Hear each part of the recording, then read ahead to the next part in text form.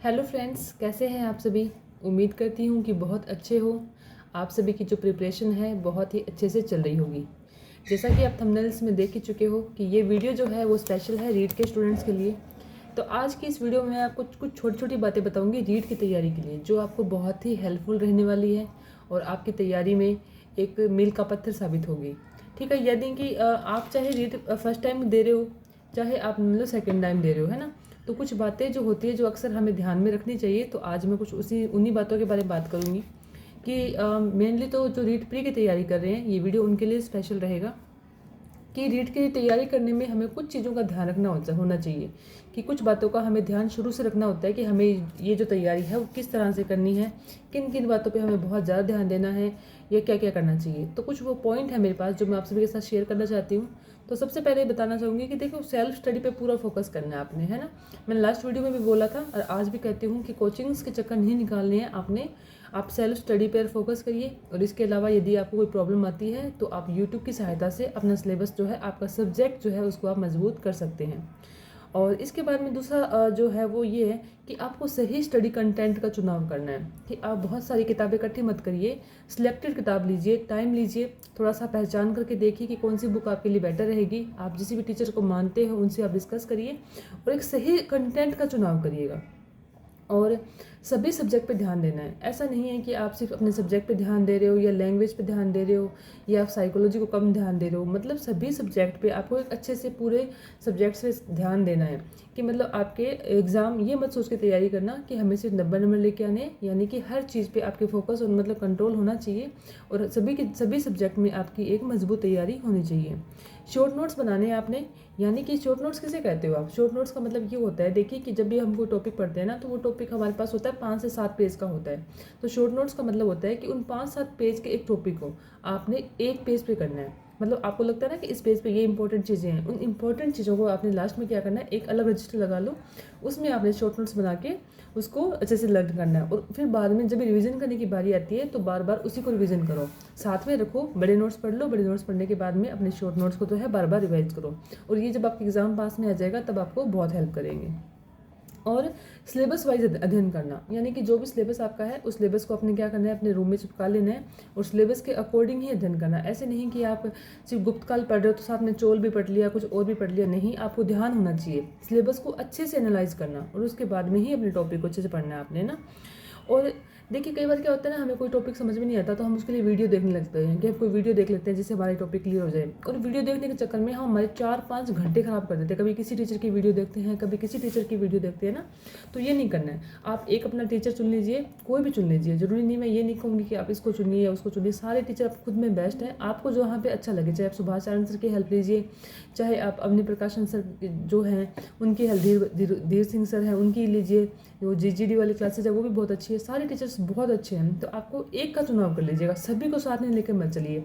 कुछ स्टूडेंट्स कहते हैं सभी टीचर्स को फॉलो करते हैं, सभी के हिसाब से चलते हैं, तो वो कंफ्यूज होते हैं। तो आपने ये सब नहीं करना है, अपने एक टीचर्स को गुरु मानिए और उनके हिसाब से, उनके दिखाए गए मार्ग पे चलना है आपने।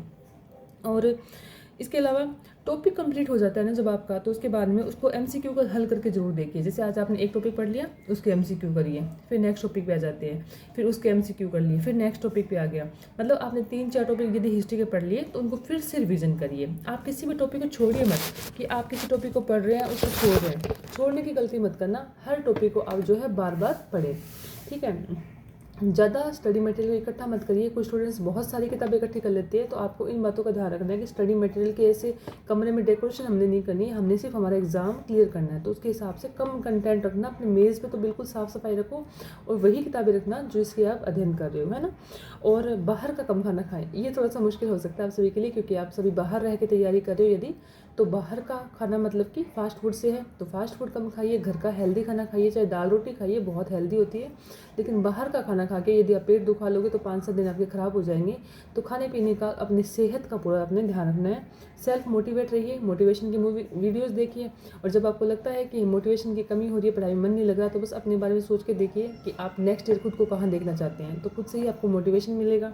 और तैयारी करते वक्त ना, जैसे मान लीजिए आपने आज आपके मन में ये हो गया ना कि हमें फर्स्ट ग्रेड का या रीड का जो भी आपका मतलब टारगेट है, आपने डिसाइड कर लिया कि मेरे को रीड की तैयारी करनी है। उस दिन से आप खुद को एक स्कूल के स्टूडेंट्स की तरह तैयारी करिए। स्कूल में जब हम पढ़ते थे हमें टीचर्स का कितना डर लगता था ना कि रात के चाहे 12 बजे चाहे 1 बजे, लेकिन हमारा सिलेबस ऑलमोस्ट कंप्लीट होता था ना, सब्जेक्ट मतलब जो भी अपने को होमवर्क मिलता था। बस उसी हिसाब से ही अपना टारगेट डिसाइड कर लीजिए और एक अच्छे बच्चे की तरह, मतलब स्कूल वाले बच्चे की तरह आप अपना जो भी सब्जेक्ट है, जो भी आपका डेली टारगेट है, तो उनको कंप्लीट करिए। और ये तो थी कुछ मतलब गोल्डन रूल्स कि हमें तैयारी करते समय किन किन बातों का विशेष ध्यान रखना है। तो इसके साथ साथ मैं आपको कुछ ये भी बताऊंगी कि अक्सर जो स्टूडेंट्स जो है रीट की तैयारी में क्या क्या गलतियाँ करते हैं, तो हमें उन गलतियों को करने से बचना है। वो गलतियाँ कौन कौन सी हैं? तो देखिए, सबसे पहले सिलेबस, कि पूरा एग्ज़ाम दे देंगे लेकिन सिलेबस नहीं खरीदेंगे। बस अपने जो लक्ष्य की गाइड ले लेंगे और उन गाइड का फ्रंट में देख लेंगे कि अच्छा ये सिलेबस है। उस सिलेबस पे भरोसे मत रहना। अपना जो आरपीसी की साइट से अच्छा सिलेबस जो होता है उसको आप डाउनलोड करिए, उसके हिसाब से तैयारी कीजिए, ठीक है। और क्या करना है ना आपने, एनसीईआरटी और आरबीएसई बोर्ड की किताबें जो होती है, स्टूडेंट्स इनको बहुत ज़्यादा इग्नोर करते हैं, सिर्फ गाइड पढ़ते हैं, सिर्फ अपने नोट्स पढ़ते हैं। तो देखो, मैं सभी से यही कहना चाहती हूँ कि नीट का जो मेरा एग्जाम क्लियर हुआ था प्री का, तो वो सब उसमें सबसे बड़ा जो रोल था वो आरबीएसई की किताबें थी। मैंने वो किताबें बहुत बार पढ़ी थी, 6ठी से लेकर 10वीं तक की। तो वो किताबें बार बार पढ़िए, रिवीजन करिए, उनका बार बार रिवीजन करिए। और ये मत सोच के तैयारी करिए कि 90 नंबर के हिसाब से हमें तैयारी करनी है कि यार 90 नंबर तो लेके आने, कोई बात नहीं बाद में पढ़ लेंगे, जस्ट ये तो सिर्फ एक एग्जाम है, क्वालिफाई एग्जाम है, 90 नंबर। यदि आपने शुरू से मेंटलिटी बना लेना कि आपको सिर्फ 90 नंबर लाने हैं, तो आप 70 पे आ जाओगे, 85 पे आकर अटक जाओगे। स्टार्टिंग से मान के चलना कि हमें 120 नंबर के हिसाब से तैयारी करनी है। जब 120 करके चलोगे तब जाके आप 100 क्रॉस कर जाओगे। और उसके बाद में अगर आपने ज़्यादा पढ़ भी लिया तो उसका नुकसान कहाँ है आपको? जब आपके फाइनल एग्जाम होंगे तो आपको उसमें रीट का फ़ायदा मिल ही जाएगा। और देखिए, मार्केट जाते हो, कुछ स्टूडेंट्स को आदत होती है मार्केट जाएंगे लेकिन रोज़ कुछ ना कुछ नई बुक खरीद के ले आएंगे। पढ़ना नहीं है लेकिन हमारी अलमारी में वो किताबें होती है तो हमें सर्टिफिकेशन मिलता है कि हाँ चलो हमारे पास ये किताबें हैं। तो ऐसी गलती बिल्कुल मत करिए। रीड के लिए बहुत सारी किताबें खरीदने की जरूरत नहीं है। अपनी किताबें कम रखें और उन्हीं पे ट्रस्ट करके बार बार उनका रिवीजन करें। और रोज़ नए नए यूट्यूब के टीचर मत बनाइए कि हमें ये भी टीचर अच्छा लगता है जी, हमें ये भी अच्छा लगता है, ऐसे मत करिए आप। मैंने एक बार बोली कि जैसे चाहे जीजीडी क्लास ले लो, चाहे अवनी प्रकाशन ले लो, चाहे अजय चौधरी सर ले लो, चाहे सुभाष चरण सर ले लो, ये सब गुरु हैं, सब बहुत अच्छा पढ़ाते हैं। लेकिन आप इनमें से किसी एक को सिलेक्ट कर लीजिए। आप पढ़ाने का सब अच्छा पढ़ाते हैं, तो फ़र्क क्या है इन सब में? फ़र्क सिर्फ इनके तरीके में है, इनके लहजे में है ना। तो आप वो फ़र्क देखिए, आपको किन का सही लगता है तो उसके हिसाब से आप अपनी तैयारी कीजिए। अगर आप इन सभी चीज़ों का ध्यान रखते हैं तो आपका जो रीट प्री का जो एग्ज़ाम है बिल्कुल आसानी से निकल जाएगा और आपको बिल्कुल एहसास भी नहीं होगा कि हमारा प्री एग्ज़ाम जो है वो पास हो गया है। तो इसी के साथ अगर आपको मेरा वीडियो पसंद है तो प्लीज़ लाइक कीजिए, शेयर कीजिए, सब्सक्राइब कीजिए और मिलते हैं नेक्स्ट वीडियो में। जय हिंद, जय भारत, थैंक यू।